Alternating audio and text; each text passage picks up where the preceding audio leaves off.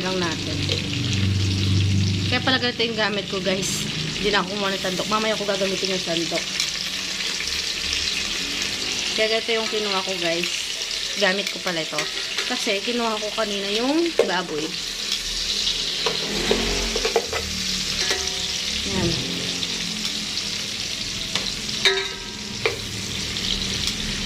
Bango.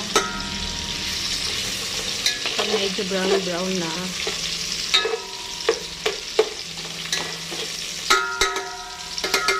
Saka natin ito ilalagay yung karne, guys.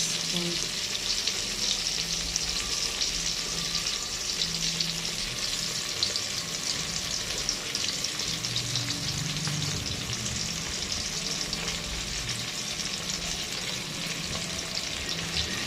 Pinalambot ko pa yan kasi kung nagigisa ko siya ganyan, tapos hintayin natin sa mundo, baka hindi ko kasi mapansin kung ano, malambot na ba.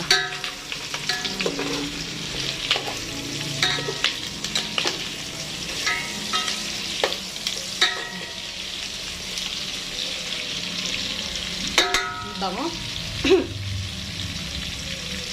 Actually, guys, binili namin itong ano to, liempo yung binili namin. Dapat ribs, yung ihalo namin dito sa mungko. Kasi sabi ng partner ko, ano na lang daw, liempo, para may taba-taba. Yan. Binili namin ito isang kilo, nasa 407. Tapos hinati ko siya, guys. Kaya, hindi yung makakala nyo ba, kung nagtataka kayo, ba't parang sobrang konti. Hinati ko siya. Yung iba, hinugasan ko tapos nilagay ko muna siya sa freezer para sa susunod na magluluto kami ng baboy, like halimbawa sigang or sa gulay, hindi na kami bibili ng baboy para less, kahit paano hindi naman ganun kagrabe yung gastos namin.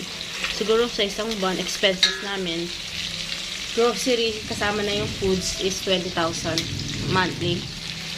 Hindi ko sure kung 20k or 25,000 monthly yan. Sa foods and sa groceries na yan. 1 month. Yan. Pag nag-brown na yung ating pwedeng pasuyo. Hawakan mo itong cellphone. Maglalagay na kasi ako ng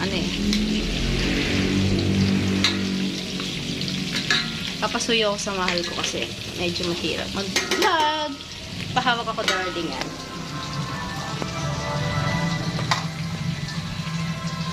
Ay, wag na pala.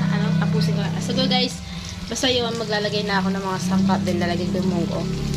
Magluluto na. So, yun lang, guys. Bye-bye. Thank you for watching.